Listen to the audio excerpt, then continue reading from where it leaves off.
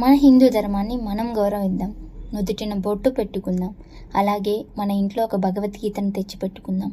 ప్రతి ముస్లిం ఇంట్లోనూ ఖురాన్ ఉంటుంది, ప్రతి క్రిస్టియన్ ఇంట్లోనూ బైబిల్ ఉంటుంది, ప్రతి హిందూ ఇంట్లోనూ భగవద్గీత ఉంటుందా?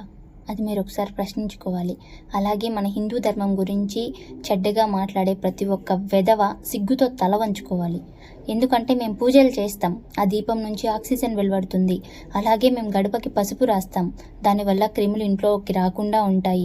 అలాగే మేము హారతి ఇచ్చి ధూపదీప నైవేద్యాలు ఉంటాయి కదా, అవి చేస్తాం. దానివల్ల ఇంట్లో మంచి సువాసన ఉంటుంది, దానివల్ల జలుబు లాంటివి రాకుండా ఉంటాయి. ఇలాంటివన్నీ మా హిందూ ధర్మంలోనే ఉన్నాయి. అది ఆలోచించి ఏ వెధవైనా సరే, మొన్న ఒక పోస్ట్ పెట్టాడు, నేను అది వేరే చోట చూశాను. ఒక శివలింగంకి కాండం తొడుగుతున్నాడు. పాపాలు పట్టిపోతారు ఇలాంటి వాళ్ళందరూ. భూమి మీద ఇంకా ఎందుకు బ్రతికున్నారో కూడా తెలియదన్నమాట. సో ఫస్ట్ కొంచెం మైండ్ మెచ్యూరిటీ పెట్టుకొని వ్యవహరించడం నేర్చుకోవాలి. ఏ దేవుణ్ణి, ఏ ఒక ధర్మాన్ని కూడా, లేకపోతే ఏ దీన్ని మనం కించపరచడానికి మనకు అసలు ఇది లేదు. అది ఫస్ట్ తెలుసుకోవాలి కదా. సో అది ఈరోజు నేను మీ ముందుకు తీసుకురావాలి అని అనుకుంటున్నాను. మన ధర్మాన్ని మనం రక్షించకపోతే ఎవరు